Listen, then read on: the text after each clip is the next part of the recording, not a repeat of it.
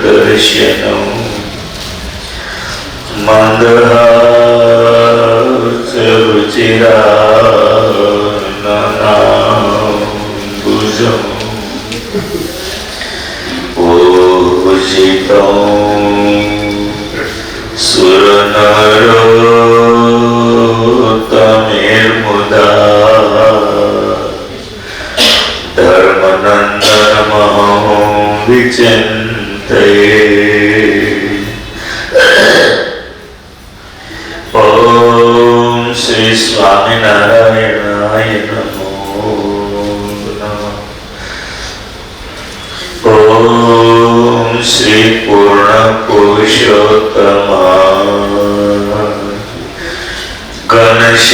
घनश्यामाय नीलकंठाय श्री सहजानंद स्वामिने नमो नमः।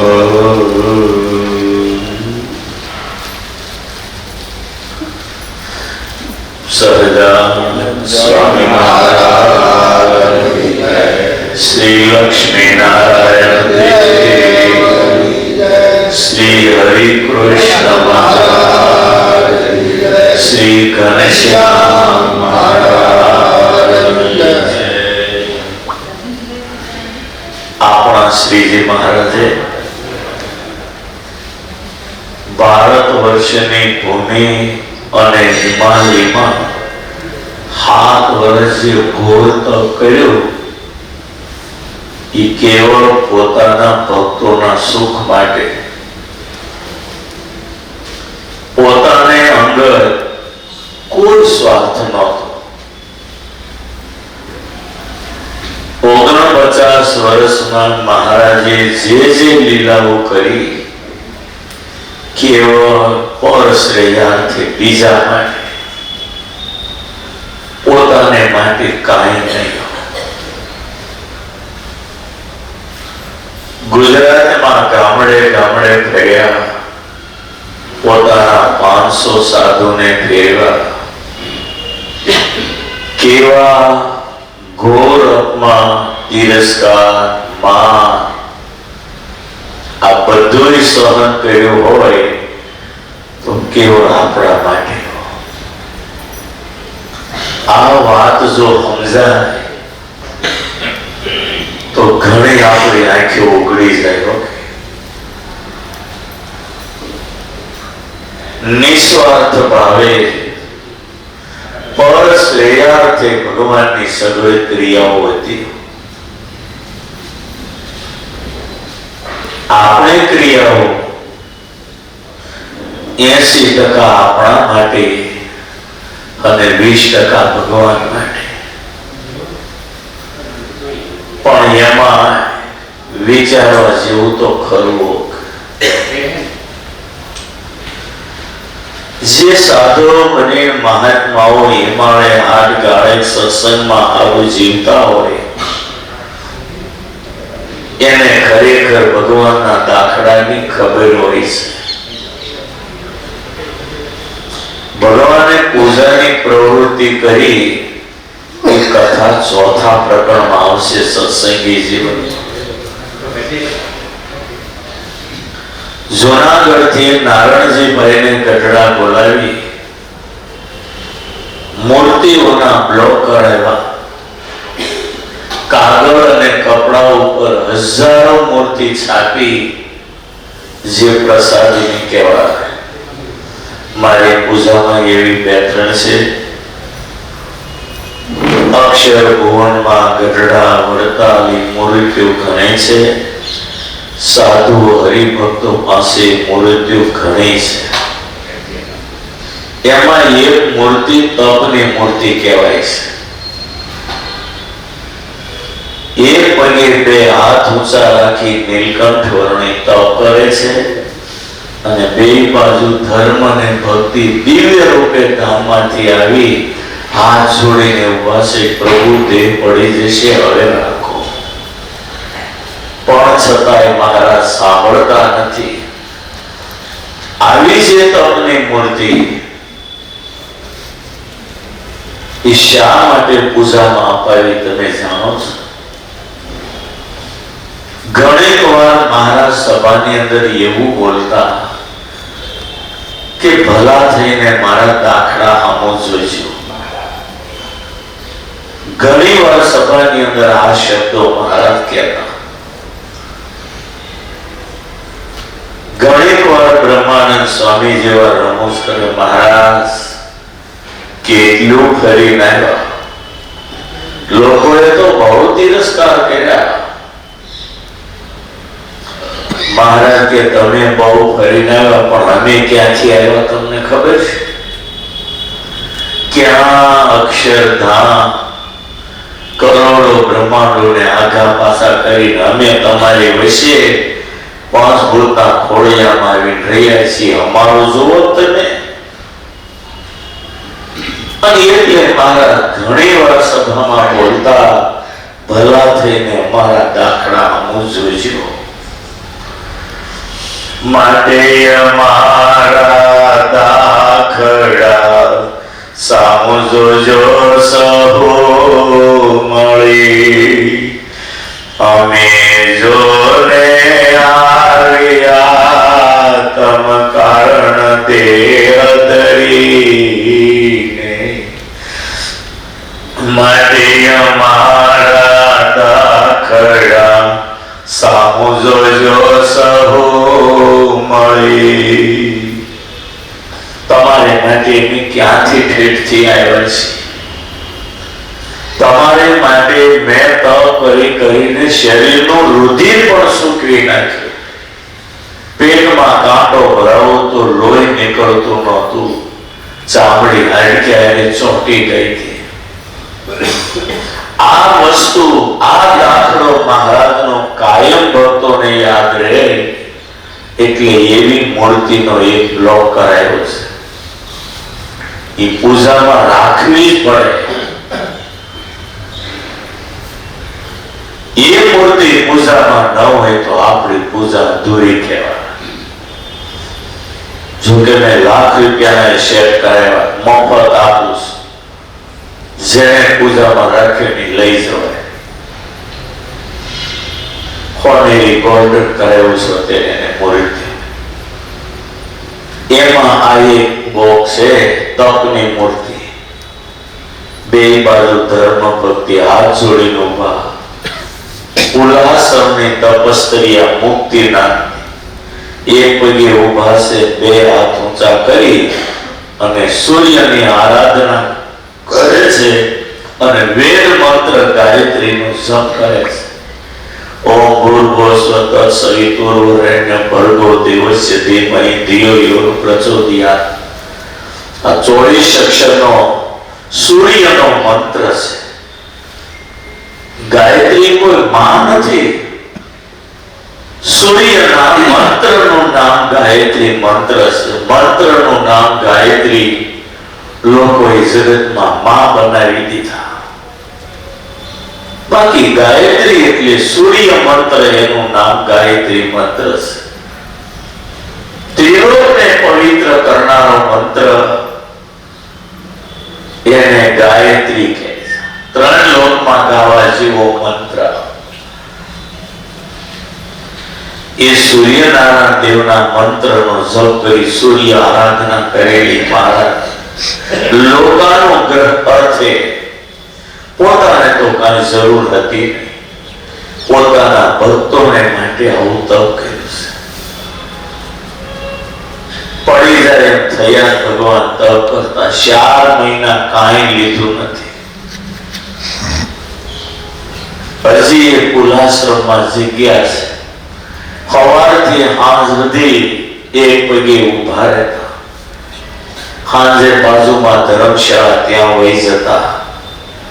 અને એ જગ્યા અત્યારે દાદા ખાચરનો દરબારગઢ હોય એવી જ દેખાય છે. લાકડાની રૂમો છે, વચ્ચે ચોક છે. ગઢડાના દરબારગઢ જેવી જગ્યા. ત્યાં નીલકંઠ રણની રહેતા રાત્રે અને દિવસે ત્યાં તપ કરવા વયા જતા. આજે ત્યાં મહાત્માઓ રહેશે, યાત્રિકોને જમાડે છે, સોળે રહે છે. અહીંયા નહીં રહેતા હોય સોળે લોકો, એવા એ લોકો સોળે રહી રસોઈ બનાવી અને અભ્યાગતોને જમાડે છે. અમે ત્યાં ખીચડી જમ્યા છે.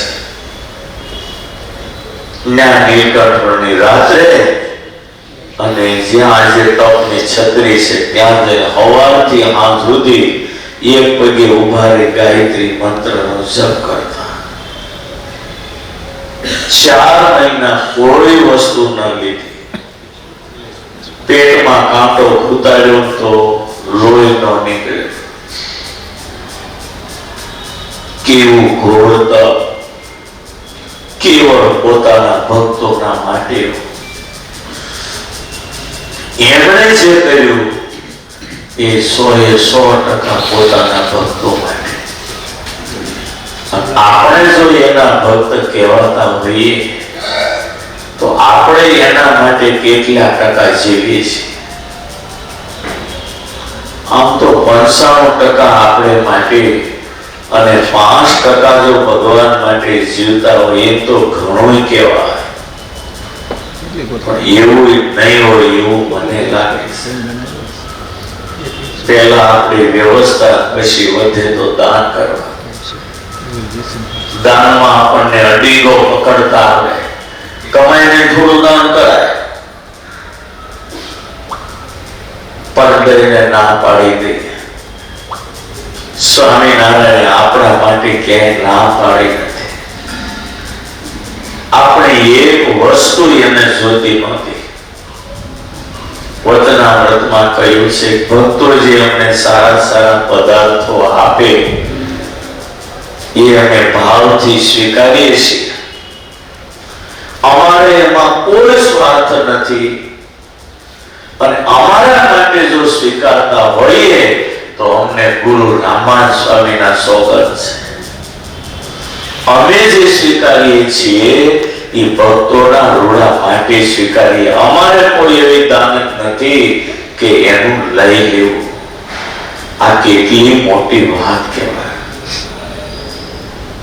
અને એટલે કહું છું કે આ સંપ્રદાય જેને ઓળખાયો, સાધુને સત્સંગી થઈ ગયા એની જેવો કોઈ ભાગ્યશાળી ન કહેવાય. કરોડો જન્મના શુક્રો જ્યારે ઉદય થયા છે ત્યારે આપણે આ સભામાં બેઠા છીએ. હું ઘણી વાર કહું છું, ભલે સુરા ખાસર તીખળ કરતા હોય પણ આગલા જન્મની અંદર એ વિશ્વામિત્ર હતા અને અંબાણીની જે ભારતની અંદર પ્રાઇવેટ મોટી કંપની એ ભગવાનની સૃષ્ટિમાં એને પ્રાઇવેટ સૃષ્ટિ આખી અલગ રચી હતી. આખી સૃષ્ટિ અલગ વિશ્વામિત્રે રચી અને જીવને કર્મ ફળ વિશ્વામિત્ર આપતા. ભગવાનની કંપની સામે એ પ્રાઇવેટ કંપનીના માલિક વિશ્વામિત્ર હતા. કેટલી એની શક્તિ છે અને આમે ભગવાન જેવા એ ઋષિ હતા. એના એ સત્સંગમાં સુરાખાસર બનીને આવ્યા, તીખળ કરતા મહારાજને રાજી કરતા. એનો આગલો જન્મ જુઓ તો વિશ્વામિત્ર આખી અલગ સૃષ્ટિની રચના કરનાર અને જીવ પ્રાણી માત્રને ઈ કર્મ ફળ આપતા. એમ આપણે અહીંયા બેઠા છીએ. ગયા જન્મની અંદર આપણે ક્યાં હશું ને આપણને ખબર જ નથી. જો ભગવાન આ ગયા જન્મનું યાદ કરાવે તો આપણે એક હકણા રહી એમ નથી. કેટલી ઊંચી સ્થિતિ વિચારતો. બહુ જન્મના કોઈ હોય ને ત્યારે આ સત્સંગ ઓળખાય. કેવો ચિંતામણી જેવો આ સત્સંગ. મને તો રોજ વિચાર આવે કે આ જન્મના કોણે છે કે હું સ્વામિનારાયણનો સાધુ થયો.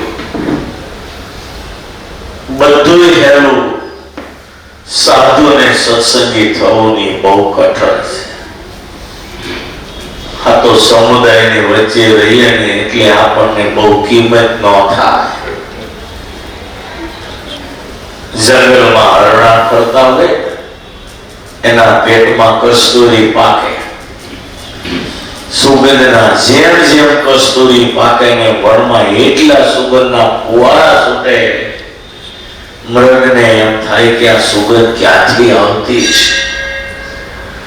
જંગલમાં દોટું કાઢે આ સુગંધ આવે ક્યાંથી, પણ એને ખબર નથી મારી ડ્યુટીમાં કસ્તુરી પાકી એની આ સુગંધ છે. એમ આપણે અહીંયા બેઠા આપણા ક્યાં ભવના કેવા ગુણ છે એ ખુદ આપણને કોઈને ખબર નથી. બાકી પૂર્વના ગુણ બહુ હશે તો જ તમે ભગવાનને ઓળખ્યા છે. અને મેં તો જોયું છે, હાવ નવા જેને સ્વામિનારાયણની કાંઈ ખબર ન હોય. આપણો વસંતભાઈ ની બધા આવે છે ઉત્તર ગુજરાતના ઘણા,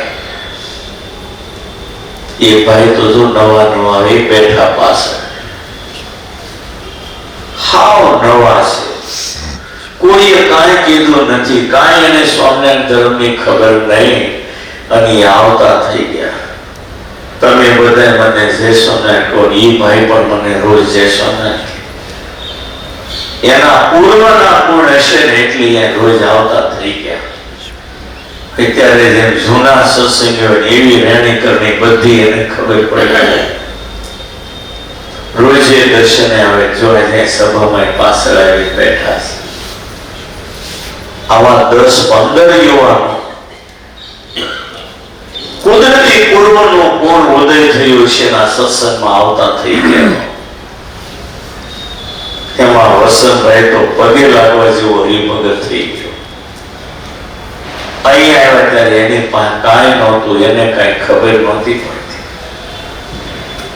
બધાને આવીને બધું જોયા કરે, દર્શન કરે. એમાં અમારી પાસે આવતા હતા, મેં કંઠી બાંધી એની પાસે અડધો કલાક બેહીને સત્સંગી હરખો નહીં કર્યો હોય, પણ આજે એવું ઘડતર થઈ ગયું ને અમને પગે લાગવાનું મન થાય એવો ભગત થઈ ગયો. એના ભાઈઓ ભત્રીજાઓ બધાએ પૂજા કરતા પાકા ભગત થઈ ગયા.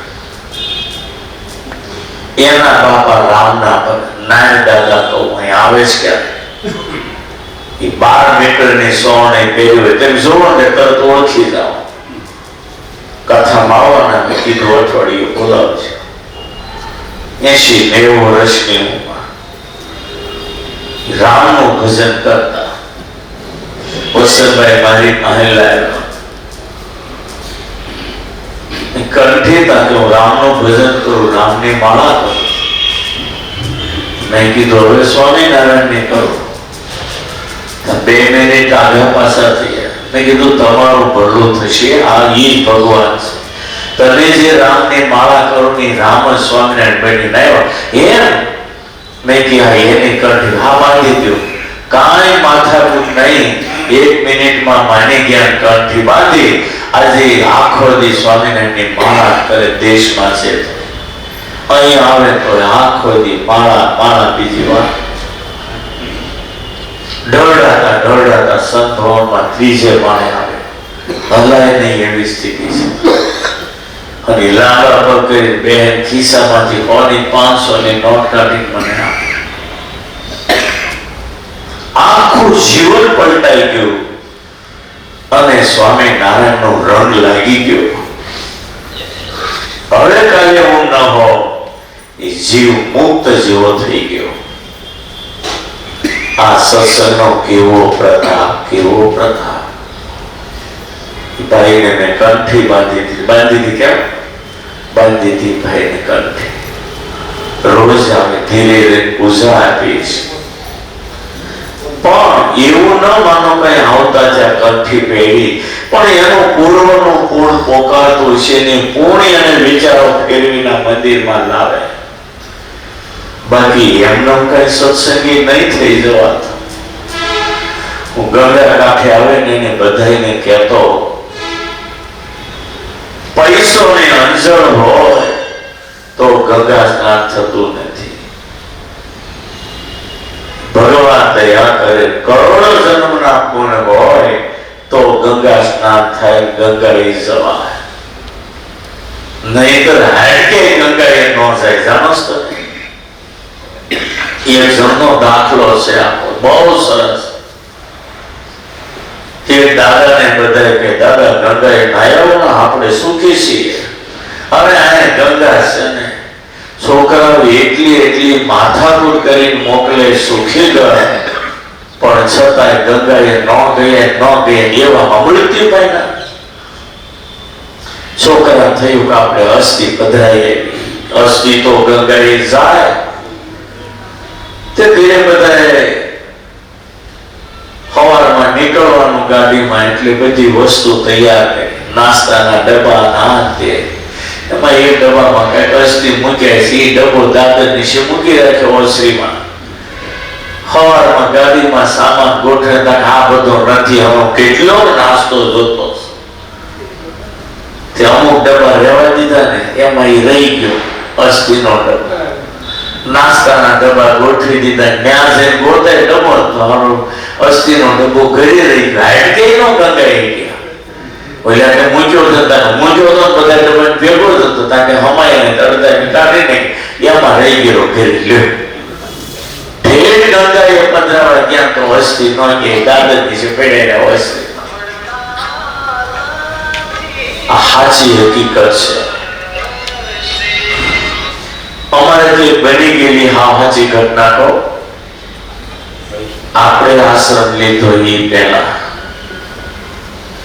અમે અહીંથી ગયા, અમે ટ્રેનમાં, આપણે આ ધોળકિયા કુટુંબનું આખું વૃદ્ધો વડીલો એ બધા બસ કરી ગયા હતા. સીટો કાઢી નાખી, સત્સંગ કર્યા હતા. હવે એ પહેલા પહોંચી ગયા 2 વાગે, બસ 2 વાગે પહોંચી ગઈ. ત્યાં જમવાનું તો તૈયાર રાખ્યું હતું હરિદ્વારમાં, હરિવલ્લભ સ્વામી ત્યાં. તે બધા કે ભૂખ લાગી તા કે કામ કરો ને, આગળ 3 વાગે 3:30 વાગે ટ્રેનમાં સત્તો આવી જાય, પછી સત્તો જમી પછી તમને જમાડજો. અમારે તમારે સ્નાન કરવું જાઓ પણ પછી રહેવાનું છે.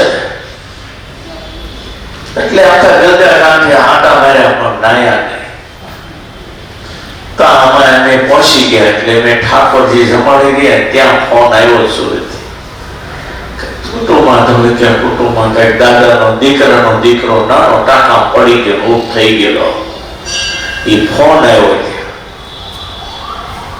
અમને ખબર પડી ને મેં કીધું બધાને પેલા જમાડી દો. એ પેલા કોઈને બસ વાળા ખબર ન પડવા દેતા કે બાબો ટાંકા પડીને વાત નહીં કરતા.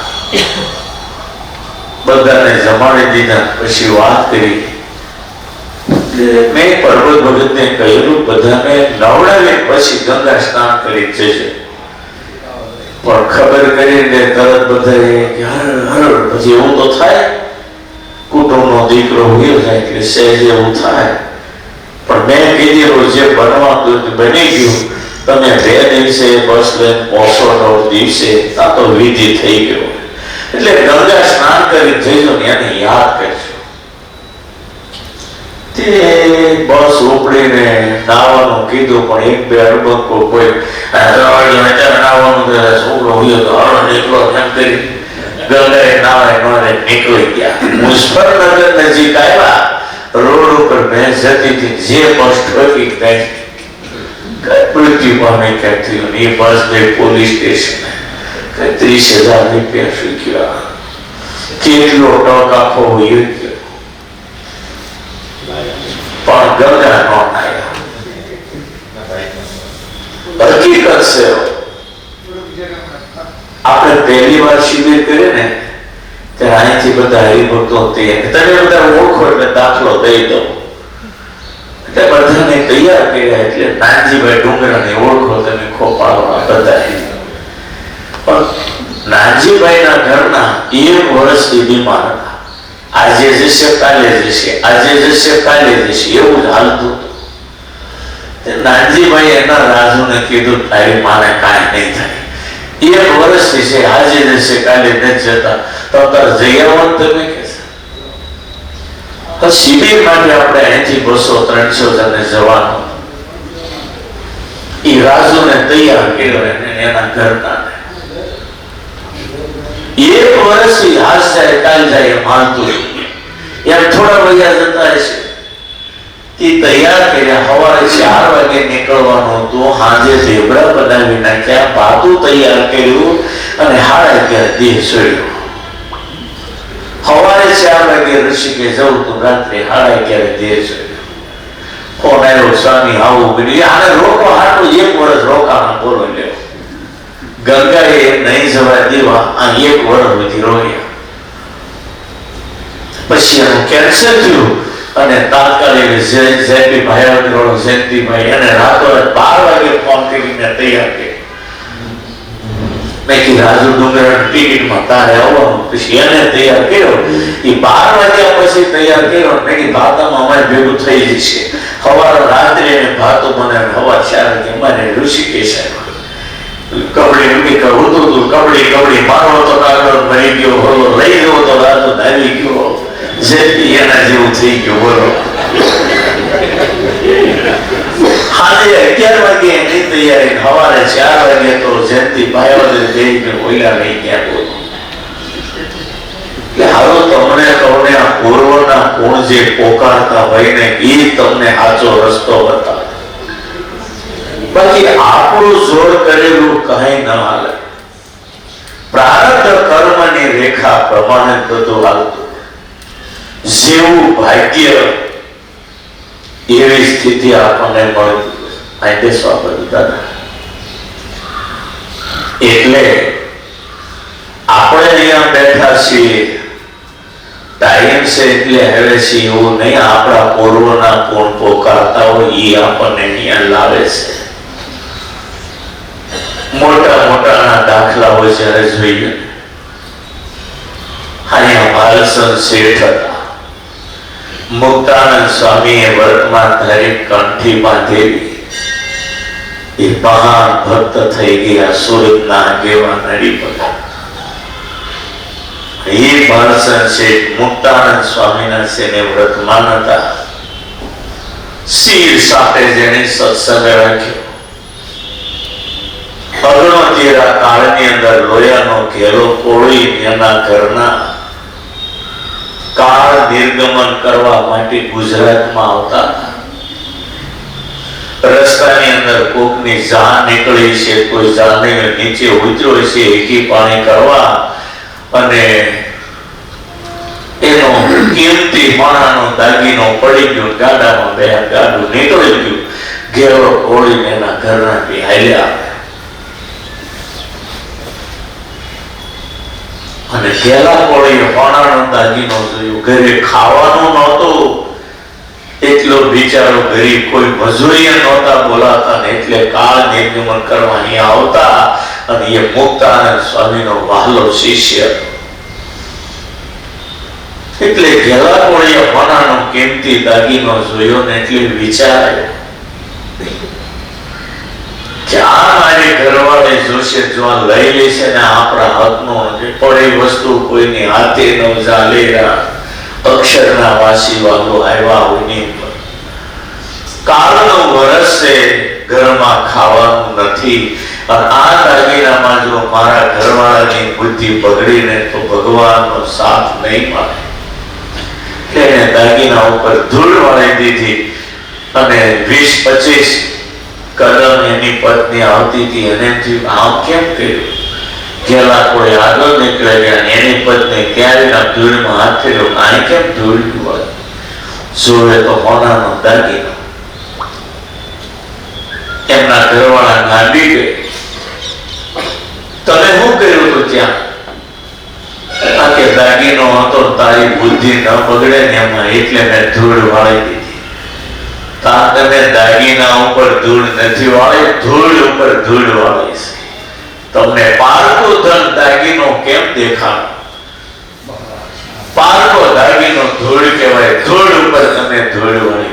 આટલી ધર્મ વાળી બાઈ હતી. કહો કટો કટોકટીના સમયમાં જેને ખાવાનું નહોતું મળતું તે દી આ દાગીનામાં બુદ્ધિ ન બગડી અને સુરત આવ્યા. મુક્તાન સ્વામી અહીંયા હતા. પધરામણી વાલે સંદુલાલ શેઠની શેરી બાજુ બધી ફરતા હતા પધરામણીમાં. અને બાલસન શેઠ, લક્ષ્મીસન શેઠ, ગોવિંદભાઈ દરજી ના બધા સંત હરિભક્તો હારે હતા. એવામાં ઘેરો પડી બે જણા માથે પોટલું નાવે પતિ પત્ની. એને મુક્તાનંદ સ્વામીને જોયા ખેલાય બિચારે દોટ કાઢી. ઓ ગુરુ આઈ ક્યાંથી તમે? ઘેરો સ્વામી કે ઘેલા તું આઈ ક્યાંથી? તો બેસીને રડી પડ્યું. સ્વામી કાળનું વરસ કોઈ મજૂરી નહીં બોલાવતો, કાળ નિર્ગમન કરવા માટે આવ્યો છું. મુક્તાનંદ સ્વામી આ બધું સાંભળ્યું, મોટીના હરિભક્તોએ સાંભળ્યું. સ્વામીએ બાલચંદ શેઠ સામે સૂચવ્યું, શેઠ આ ભગવાનનો એકાંતિક ભગત છે. આને તમારે કાળનો વરસ સાચવી લેવાનો. તમારું ઘરનું જે કામ હશે એ કરશે. કાળ નિર્ગમન કરવા આવ્યો તમારે એને સાચવી લેવાનો. પણ શેઠ યાદ રાખજો, હા ભગવાનનો ભગત છે. મુક્તાનંદ માને તમારે ઘરે અને મને હાચવાની એમ હાચવવાનું. બાલચંદ શેઠે અને ઘરે આખો કાળ જાય ત્યાં સુધી હાચ્યું. રહેવાની રૂમ આપીને એનું ધ્યાન કરે. એની પાસે કઈ કામ પણ ના કરે. મારે તો મુક્તાનંદ માનીને હાચવવાના, એની પાસે થોડું કામ કરાવવાનું. એ બાલચંદ શેઠ ઉપર હું ભગવાનનો રાજીપો. એ બાલચંદ શેઠ આગલા જન્મમાં દશરથ રાજાને 8 મંત્રીઓ હતા, એમાં મુખ્ય પ્રધાનમંત્રી હતા ને સુમંત હતા. અને એ સુમંત એ બાલચંદ શેઠ બનીના સત્સંગમાં આવ્યા. રામ જેને બાપની જગ્યાએ માનતા એવા સુમંત જ્ઞાની દશરથ રાજા સુમંતની સલાહ લીધા વગર કોઈ પગલું ન ભરતા. અને જે દિવસે અયોધ્યામાં કઈ વરદાન માગ્યા, અયોધ્યામાં જયારે હોપો પડી ગયો, ગંભીર પરિસ્થિતિ જયારે આખી અયોધ્યામાં સર્જા, રામ લક્ષ્મણ વનમાં જવાની તૈયારી કરે. દશરથ કોપ ભવનમાં મૂર્છામાં પડ્યા. સુમિત્રા અને કૌશલ્ય મહેલમાં રડે છે. કઈ વરદાન માગીને અયોધ્યાની પથારી ફેરવી નાખી. એક બાજુ દશરથ કોપ ભવનમાં બેઠા, એક બાજુ રામ લક્ષ્મણ સીતા વનમાં જવાની તૈયારી કરે. ગુરુ વશિષ્ઠ જેવા જેની આંખમાંથી દોડી દાઢી ઉપર આમળા પડે. એ વખતે આખી અયોધ્યાની ચિંતા માત્ર એક સુમંતના શિર ઉપર હતી. દોડું કાઢીને એકબીજાને ધીરજ આપે, શાંત કરે. પોતે ભાંગી પડે તો બીજાને ધીરજ કોણ આપે? તેથી રામે હું તમને મારા બાપની જગ્યાએ માનું છું. મારો બાપ આજે કોપ ભવનમાં મૂર્છા, મારી માતાઓ રડે છે, ગુરુની પણ આજે ધીરજ ખૂટી છે, પ્રજાજનો રડે છે. હું તમને એટલી ભલામણ કરું કે ભાઈ દેશથી ભરતને બોલાવી ધામધૂમથી અયોધ્યાની ગાદી રાજ્યાભિષેક કરી દેશું. ધામધૂમી કરજો. ભરતને એવું ન થવું જોઈએ કે રામની ગેરહાજરીમાં ધામધૂમી ઓછી થઈ. આખી અયોધ્યા જ્યારે ભાંગી પડી તેથી સુમંતને શિર ચિંતા હતી અને આ મામલો બધો સુમંતે થાળે પાડ્યો. અને એ સુમંત એ જ આપણા સુરતના ભાલસર છે. ભગવાનની બહુ સેવા કરી, બહુ સેવા કરી. અને હાચી ભક્તિની કથા મહારાજે સુરતમાં કરી. સત્સંગી જીવનના બીજા પ્રકરણનો આખો 51મો અધ્યાય છે. માટે આપણા અધ્યાયના પૂર્વના ગુણ જોઈએ. દુનિયા જેને ઓળખી છે એવા આપણા પૂર્વ ધર્મના ઇતિહાસ છે. પણ આજે ભાગ્ય ના પડે, ભગવાનની દયાએ આ સત્સંગમાં જોડાયા છે તો મહારાજની આજ્ઞામાં રહી અને ખૂબ ભજન કરજો મારા બાપ. ભજન સિવાય કાંઈ હારે નહીં આવે અને ભજન નહીં કરો તો છેલ્લી અવસ્થામાં પથારી પસ્તાય રીબાશું પણ પછી એનો કોઈ સમય હાથમાંથી વયો ગયેલો નહીં આવે. માટે જેટલું થાય એટલું ભજન કરી ભગવાનને રાજી કરી સત્સંગમાં હળી મળી રહી અને છેલ્લો જન્મ કરી લેવો. અને જે ભાઈઓએ ધનુર્માસ કથાની પત્રિકા જેને બાકી હોય લઈ જજો. હજી 100 જેવી પત્રિકા પડી, માટે જે બાકી હોય લઈ જજો અને આ ઉત્સવમાં સૌ સાથે રહી સહકારમાં રહેજો એવી સૌને મારી વિનંતી. પરમ દિવસે કથા શરૂ થશે. આજે હનુમાનજીની કથાની સમાપ્તિ, જો કે 20 કિલોમીટર દૂર એટલે ત્યાં તો તમે કોઈ બહુ આમાંથી નહીં આવતા હો, પણ આ કથામાં સત્સંગી જીવનની કથા ખાસ બધાએ સાંભળવા આવજો. ભગવાનના મહિમાની વાતો કરી આપણું જીવન ધન્ય કરશું એટલું કઈ નિર્મૂળ સહજાનંદ.